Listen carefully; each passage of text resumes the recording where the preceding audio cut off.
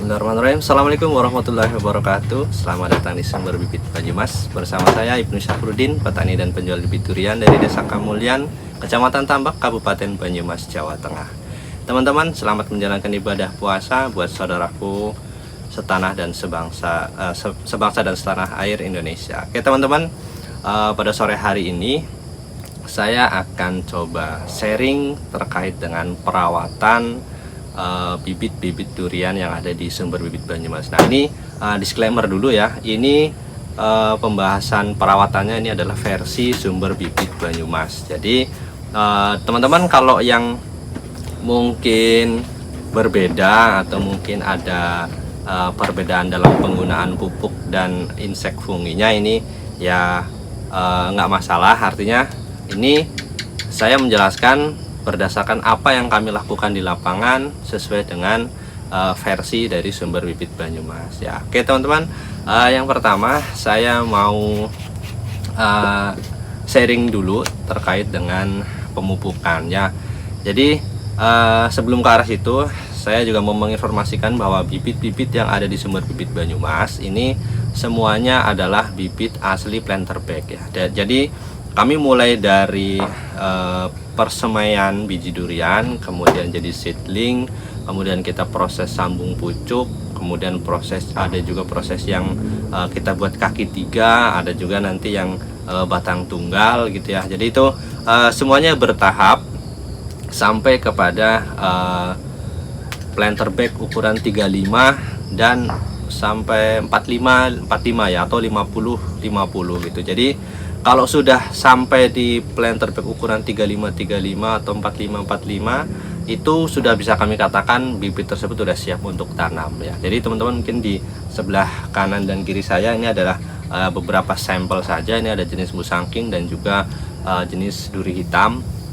Jadi semua asli planter bag dari kecil ya. Jadi untuk yang speknya bonsai itu juga kami semua asli planter bag dari kecil, bukan dongkelan. Jadi kami nggak main dongkelan karena ya yang pasti ilmu kami belum sampai untuk untuk mengondisikan bibit-bibit yang dongkelan. Itu saja sih simpelnya ya. Jadi kami belum menguasai ilmunya, jadi kami lebih ke planter bagnya gitu, lebih ke bibit yang planter bag. Nah teman-teman, ini saya mau sharing terkait dengan penggunaan pupuknya, penggunaan insek funginya. Jadi kami di lapangan setiap harinya atau setiap interval waktu yang sudah kami tentukan, kami menggunakan pupuk-pupuk yang sudah beredar di pasaran. Jadi semuanya ini pupuk kimia, full pupuk kimia. Jadi kami nggak menggunakan pupuk organik ya. Jadi penggunaan organik menurut kami itu bisa digunakan setelah nanti ditanam di lahan, kemudian memulai proses pembuahan. Nah itu baru menggunakan pupuk organik. Oke ya teman-teman, yang pertama kami ini menggunakan pupuk NPK 1616 dari Pak Tani ya. Ini yang seimbang 16. Kami menggunakan merek Pak Tani karena merek ini yang ready di pasaran di lokasi kami. Jadi di toko pupuk terdekat kami ya, kita readynya Pak Tani. Nah teman-teman bisa juga gunakan merek Mutiara atau merek-merek yang lain ya. Artinya NPK-nya ini seimbang ya, 16. Nah ini yang kami gunakan mereknya Pak Tani. Pak Tani ini kami gunakan dosisnya, kalau untuk yang planter bag 35 x 35 kami gunakan ini sekitar 1,5 gram. 1,5 gram kami aplikasinya 2 minggu sekali. 2 minggu sekali, atau mungkin teman bisa 10 hari sekali juga bisa. 10 hari atau 2 minggu sekali penggunaan di NPK 1616 ini. Nah ini kami gunakan untuk yang N-nya 16 itu kami gunakan pada saat musim hujan. Jadi musim hujan pun tanaman harus tetap kita pupuk ya. Jadi kami menggunakan pupuk NPK 1616 ini pada saat musim hujan. Karena di musim hujan itu kan, air hujan itu kan membawa nitrogen yang banyak ya. Jadi nitrogennya banyak. Jadi kami juga sebelum pemupukan pastinya kami selalu gunakan dolomit dulu pada musim hujan, atau sebelum masuk musim hujan kami gunakan dolomit di planter bagnya supaya kita menetralkan si pH tanahnya. Setelah netral, kami ukur dengan pH meter. Nah, kami baru aplikasikan pupuk ini. Ini pupuk NPK 16 merek Pak Tani yang kami gunakan untuk pemberian nutrisi kepada bibit durian yang ada di sumber bibit Banyumas. Nah, ini untuk musim hujannya. Nah, untuk musim kemaraunya kami juga menggunakan pupuk NPK yang 17 ya. 21 ya. Ini NPK 21 kami gunakan pada saat musim kemarau, tujuannya supaya menambah unsur hara nitrogennya. Karena kan kalau musim kemarau kita curah hujannya sedikit, jadi kami harus tambah nitrogennya dari NPK ini ya teman-teman. Jadi dua pupuk ini kami gunakan. Untuk NPK 16 nya gunakan pada saat musim hujan, NPK 21 nya kami gunakan pada saat musim kemarau gitu. Nah, tambahan kita untuk magnesium sulfat. Kami gunakan magnesium sulfat ini tujuannya untuk menambah imunitas di bibit durian kami. Jadi bibit durian ini juga seperti halnya kami manusia begitu ya. Jadi butuh asupan vitamin yang lebih ya untuk menambah imunitas si tanaman ini supaya tidak mudah tercemar atau terkena penyakit ya, terutama pada saat musim hujan. Karena musim hujan itu jamur cepat banget ya, karena lembab ya, yang kami temukan di lapangan ini termasuknya cepat. Nah, kami gunakan magnesium sulfat ini untuk menambah imunitas pada bibit durian supaya ketika musim hujan itu bibitnya nggak terlalu parah terkena hamanya ya, jadi nggak terlalu parah terkena jamurnya gitu, jadi tetap aman. Terkena sih tetap terkena ya, cuman nggak parah gitu lah. Kami masih bisa tolerir untuk pencegahannya masih lebih mudah. Nah, kami menggunakan magnesium sulfat ini supaya si bibit duriannya imunitasnya bagus gitu. Juga takutnya terkena juga jamur-jamur yang lain gitu kan. Jadi kalau udah imunitasnya bagus, pastinya makin sehat untuk bibitnya. Oke teman-teman, penggunaan pupuknya itu ya. Jadi kami penggunaannya nggak yang ribet-ribet, nggak yang banyak banyak pupuk, banyak aplikasi ini dan itu. Cukup jenis ini saja, NPK sama magnesium sulfat saja. Ini yang kami aplikasikan di bibit-bibit yang ada di sumber bibit Banyumas. Nah, untuk hasilnya alhamdulillah seperti yang teman-teman lihat, bibitnya sehat, subur, pertumbuhannya juga termasuknya ini cepat. Dari batangnya juga cepat besar, cepat tinggi gitu ya. Jadi teman-teman mungkin bisa simak juga di video-video kami sebelum-sebelumnya. Kami update itu stok-stok bibit yang ada di kami, yang perawatannya atau pemupukannya ini menggunakan pupuk-pupuk yang barusan saya jelaskan gitu ya. Nah, ini untuk pupuknya. Kemudian pada saat masuk musim penghujan, nah ini yang perlu diperhatikan. Musim penghujan itu musimnya kita bertahan, artinya kita bertahan dari serangan hama, serangan jamur gitu ya. Jadi kami bertahan di situ supaya si tumbuhan ini, bibit durian ini nggak gampang terkena penyakit gitu. Nah, kalau udah terkena penyakit seperti apa penanganannya? Yang pertama kami gunakan di sini ada Yozep ya, Yozep dan Megazep. Kami gunakan dua jenis ini. Ya, jadi ini Yozep ini ya, ini perbedaannya apa? Ini sebenarnya sama-sama mengandung bahan aktif mancozeb. Nah, ini fungisidanya ya. Ini fungisida yang kami gunakan. Ini berbahan aktif mancozeb, yang ini 82%, yang ini 80%. Nah, ini dua-duanya sama saja. Nah, teman-teman tinggal pilih saja nanti yang mudah ditemui di toko-toko pertanian teman-teman itu apa, yaitu bisa digunakan. Yang penting di bahan aktifnya ini, bahan aktifnya ini mancozeb, mau yang 82% atau yang 80% ini sama saja. Nah, kalau yang 82% biasanya kami gunakan untuk pembasmi hama jamur yang sudah benar-benar tebal. Jadi ini kan bahan mancozebnya itu tinggi ya, tinggi, jadi lebih cepat untuk mematikan si jamurnya atau hamanya. Jadi kalau yang udah tebal banget, yang udah gimana ya, udah kayaknya udah parah banget gitu ya, kami gunakan ini Yozep ya. Yozep bahan aktif mancozebnya 82%. Nah, untuk pencegahan ini kami menggunakan Megazep ya. Megasep yang bahan aktif mancozebnya 80%. Nah, ini untuk pencegahan pengendalian hama yang tidak terlalu parah terkenanya. Jadi tanamannya masih aman, masih masih belum parah banget. Nah, kami ini menggunakan Megasep. Nah, untuk aplikasinya tadi yang pupuknya sebenarnya kayaknya belum saya jelasin ya, belum kayak kelewat ya. Nah, ini untuk pemupukannya kami gunakan ini dengan interval waktunya sekitar 2 minggu sekali. Untuk pemupukannya 2 minggu sekali atau 10 hari 10 hari sekali kami menggunakan pupuk ini, termasuk juga magnesium dengan cara ditabur di media tanamnya, ditabur kemudian disiram ya. Ini kami biasa menggunakan ini sendok ukur yang di sini ada ukurannya berapa gramnya, ada 1 gram, ada 2,5 gram, ada 5 gram, ada juga 7,5 gram. Nah, ini saya ngambil di dapur istri ya. Di dapur istri saya ambil, jadi daripada nggak kepake, jadi ya udah saya pakai buat ini aja gitu. Paling kalau ketahuan istri ya nanti dimarahin gitu ya, tapi nggak apa-apa lah ya, intermezzo aja.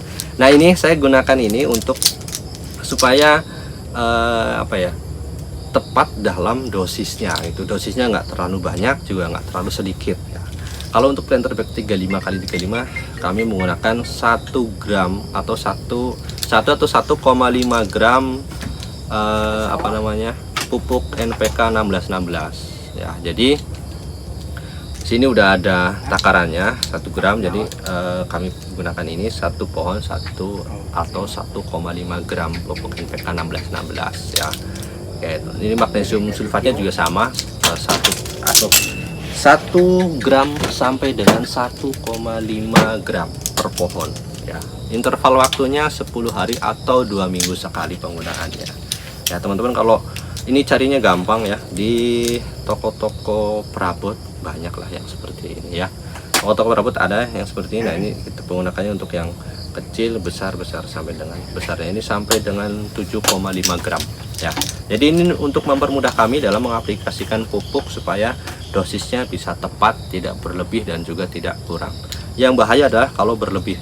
Kalau kurang masih bisa kami tambah, kalau berlebih itu yang susah, karena di pohonnya ini nanti akan overdosis. Kalau udah overdosis itu udah setengah mati kita benerinnya ya. Jadi teman-teman, itu ya tadi saya balik lagi ke penggunaan fungisidanya. Penggunaan fungisida ini Megasep dan Yozep kami gunakan pada saat musim hujan. Musim hujan itu kita harus perbanyak fungisida. Tujuannya untuk mencegah atau untuk pengendalian hama jamur yang ada di, biasanya ini seperti kutu kebul atau jamur-jamur hitam yang ada di ketiak ya, di ketiak ininya, ketiak daunnya. Nah, penggunaannya ini 1 minggu sekali. 1 minggu sekali kalau pada saat musim hujan. Itu juga 1 minggu sekali itu kalau untuk pencegahan. Kalau yang udah parah kita bisa 3 hari sekali atau 1 minggu 2 kali. Jadi tergantung dari kondisi pohonnya, jamurnya banyak atau tidak ya. Kira-kira kalau untuk yang rutinnya musim hujan 1 minggu sekali, musim kemarau 2 minggu sekali. Nah, kalau untuk musim kemarau fungisidanya kami menggunakan merek Explore ya, merek Explore ini. Merek Explore ini kami gunakan pada saat musim kemarau. Lah, kok beda ya? Jadi kalau Megasep atau Yozep ini ya kami gunakan di musim hujan itu tanpa perekat, obatnya itu masih tetap nempel di daunnya. Jadi sini masih biru-biru gitu ya, masih aman. Karena air kita kesiram atau terkena air hujan yang agak lama atau yang deras itu masih aman. Jadi masih nempel, bahannya masih masih berfungsi di pohonnya, jadi masih aman. Makanya kami menggunakan Megasep atau Yozep yang biru ya, Megasep yang biru seperti ini. Ini kami gunakan pada saat musim hujan, jadi aman. Yang kuning juga ada, tapi itu kalau yang kuning kalau kena air hujan itu langsung luntur ya, jadi langsung hilang. Nah, itu kita lebih baik pakai yang ini. Jadi masih nempel tanpa kita menggunakan tambahan perekat, itu masih nempel, masih bagus gitu ya. Jadi teman-teman seperti itu. Nah, untuk musim kemarau kita menggunakan Explore. Jadi kenapa diselang-seling ya, supaya kalau musim kemarau itu kan kita nggak terlalu butuh banyak fungisida. Kita kalau musim kemarau kita memperbanyak insektisidanya. Nah, kalau fungisida di musim kemarau kami cukup menggunakan Explore. Nah, ini dosisnya nanti saya jelaskan ya.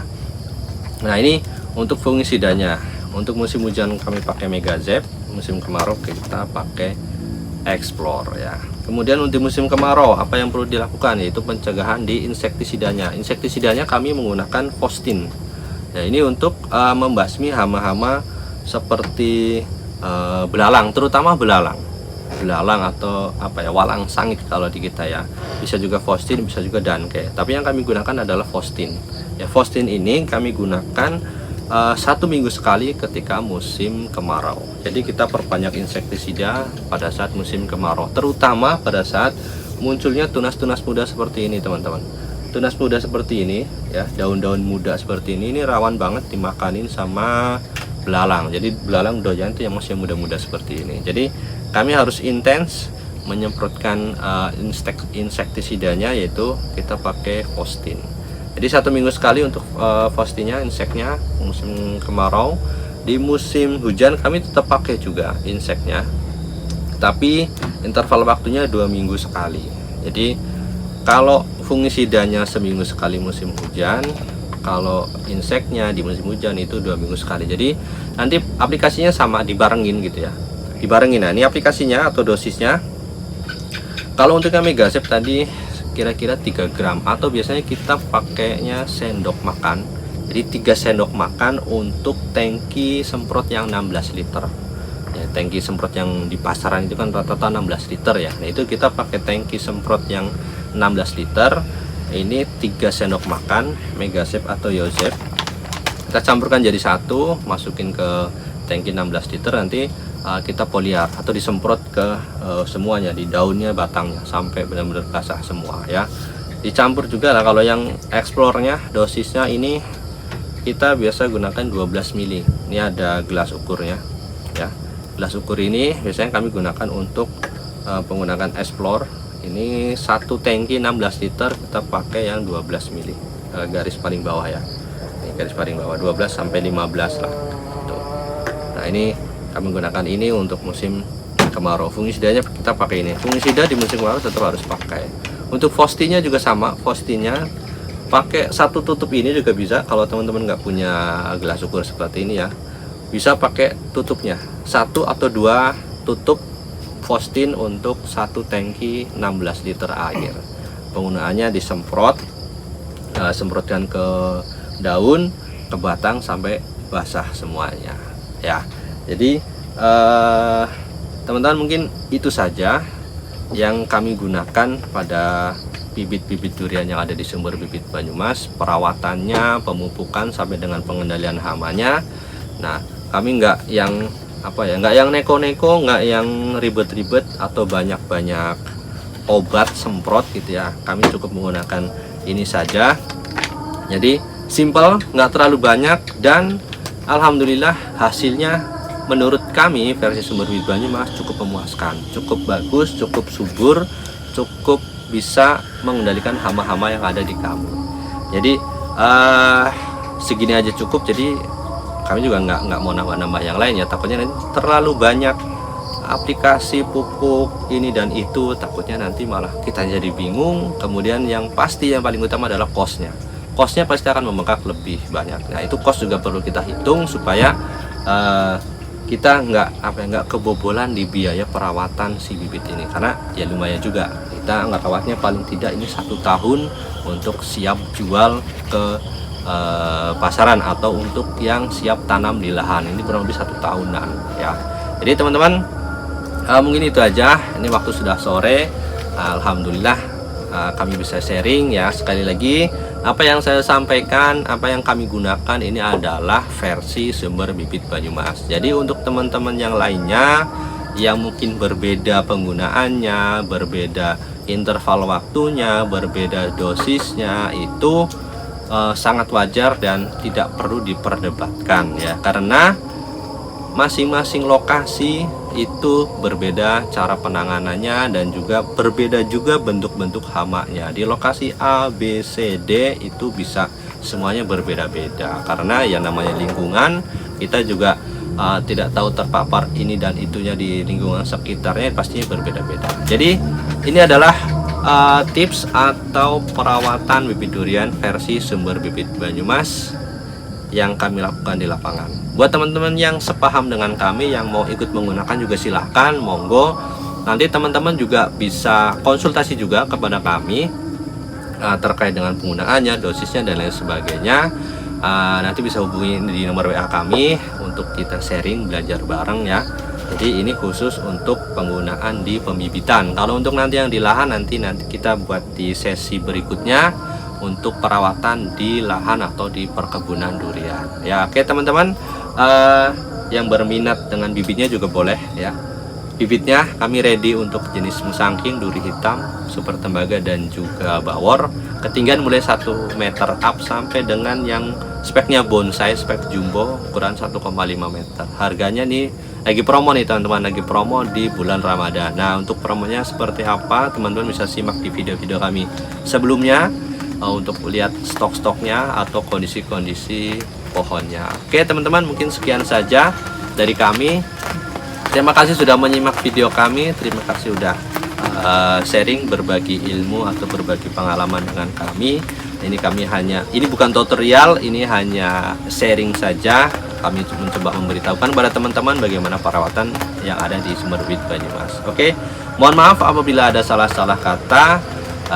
Selamat menjalankan ibadah puasa buat saudara-saudara muslimku sebangsa dan setanah air. Satu pesan dari Sumber Bibit Banyumas, waktu terbaik menanam pohon adalah 10 tahun yang lalu, dan waktu terbaik berikutnya adalah hari ini. Maka dari itu segera menanam pohon dan belilah bibitnya di Sumber Bibit Banyumas. Sumbernya bibit yang berkualitas. Saya pamit, assalamualaikum warahmatullahi wabarakatuh.